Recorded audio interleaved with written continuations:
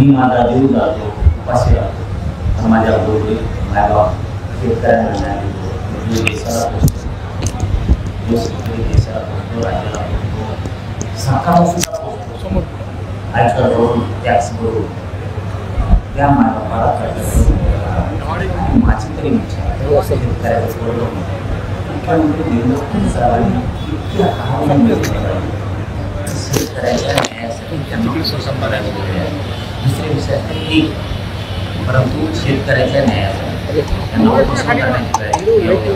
आणि मुख्यमंत्री या नात्यानं बघ्याची भूमिका घ्यावी हे मात्र राज्यासाठी सरकार म्हणून मग कलंक आहे।